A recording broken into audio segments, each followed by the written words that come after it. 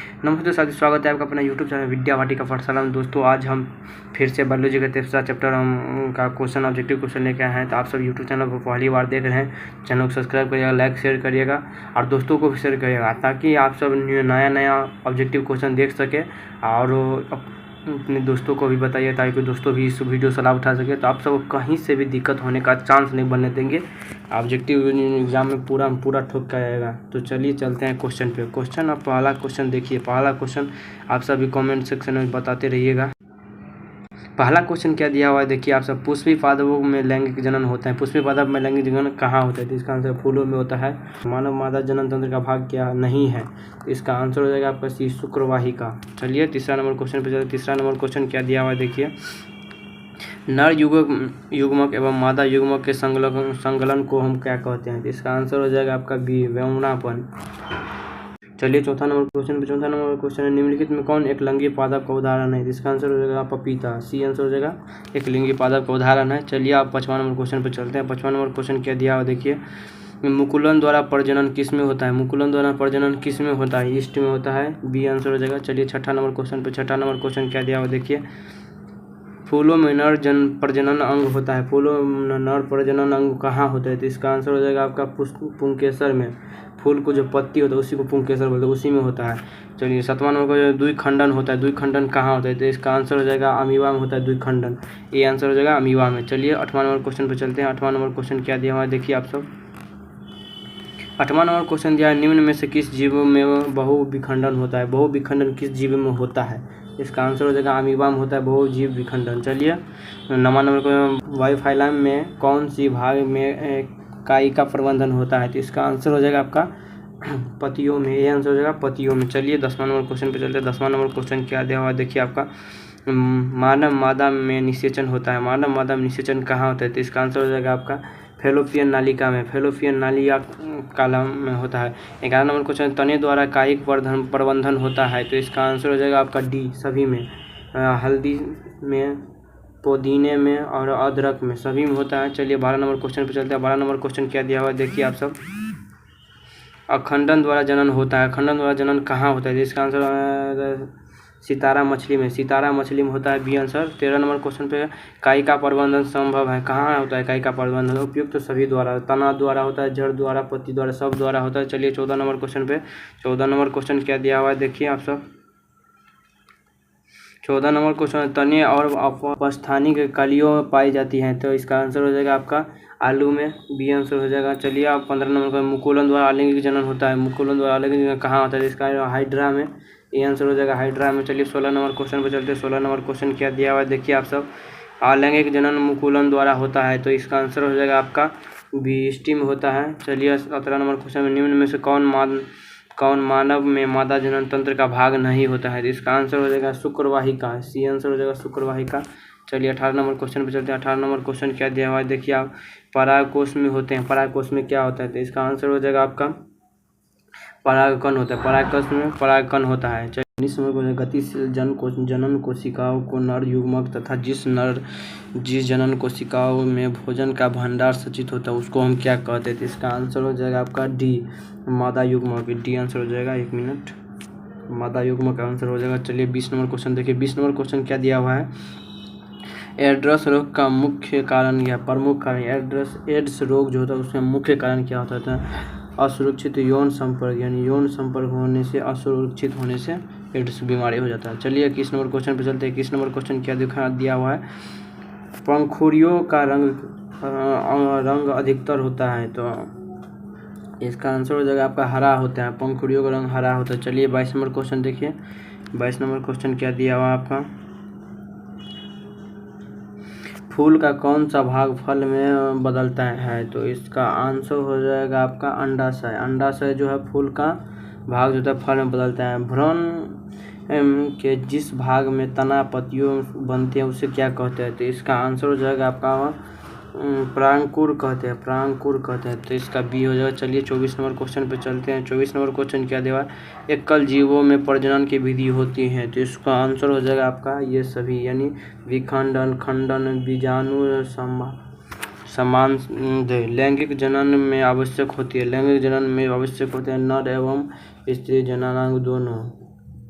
चलिए 26 number question पे 26 number question क्या दिया हुआ है देखिए, पुंकेसर पुष्प का कौन सा जननांग है, तो इसका आंसर हो जाएगा आपका नर।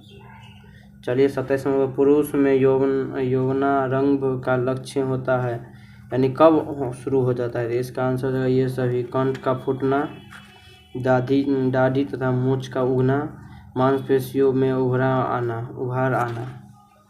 चलिए 28 नंबर क्वेश्चन पे चलते हैं। 28 नंबर क्वेश्चन क्या दिया हुआ देखिए, स्त्रियों में यौवनारंभ का लक्षण क्या होता है, इसका आंसर हो जाएगा आपका डी, यानी न्यूनतम का उभरना, स्तनों की वृद्धि होना, रजोधर्म का प्रारंभ होना। चलिए आप देखिए 29 नंबर, मनुष्य में नर जननांग निम्नलिखित में से कौन है, तो इसका आंसर हो जाएगा आपका 29 का डी, शुक्रवाही का वृषण मूत्र मार्ग।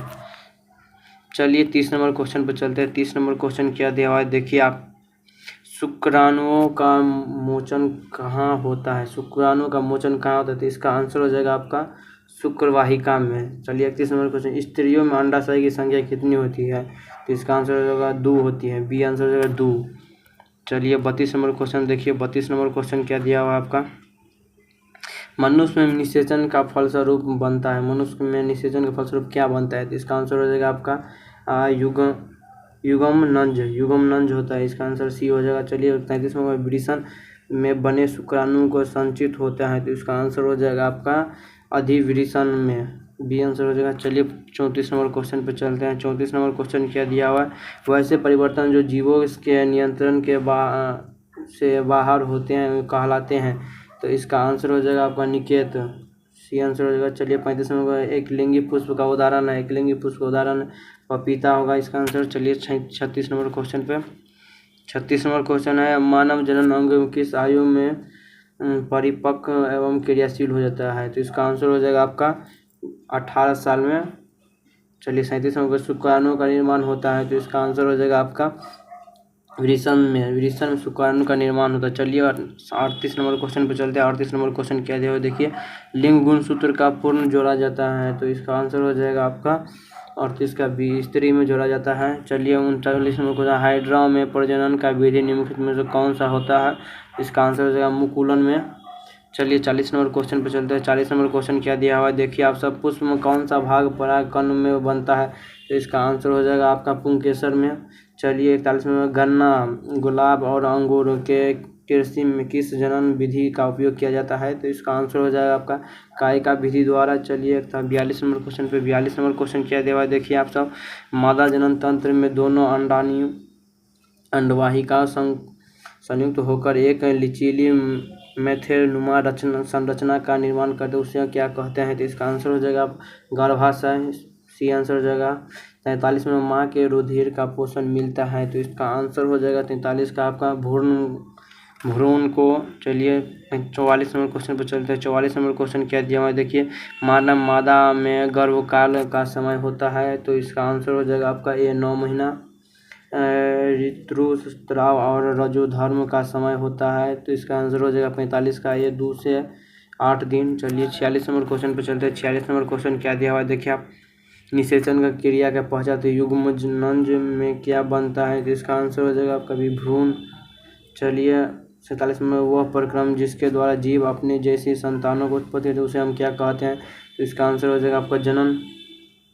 चलिए 48 नंबर क्वेश्चन देखिए। 48 नंबर क्वेश्चन क्या दिया हुआ है, जनन कितने प्रकार के होते हैं, तो इसका आंसर हो जाएगा 2 प्रकार के होते हैं, लैंगिक और अलैंगिक जनन होता है। 49 नंबर क्वेश्चन में, इनमें कौन अलैंगिक जनन की विधि है, तो इसका आंसर हो जाएगा आपका डी, सभी, मुकुलन, विखंडन, बीजाणु जनन। चलिए 49 हो गया। 50 नंबर क्वेश्चन पर चलते हैं। 50 नंबर क्वेश्चन क्या दिया हुआ है देखिए, किस प्रकार के जनन में जनक के शरीर में कालिका निकलती है, तो इसका आंसर हो जाएगा आपका ये मुकुलन में। चलिए 51 नंबर क्वेश्चन, परागकोश में पाए जाते हैं, परागकोश में क्या पाए जाते हैं, तो इसका आंसर हो जाएगा आपका परागकण पाया जाता है। चलिए 52 नंबर क्वेश्चन। 52 नंबर क्वेश्चन क्या दिया हुआ है देखिए, स्त्री केसर के आधारित भाग को हम क्या कहते हैं, तो इसका आंसर हो जाएगा आपका बी, अंडाशय कहते हैं।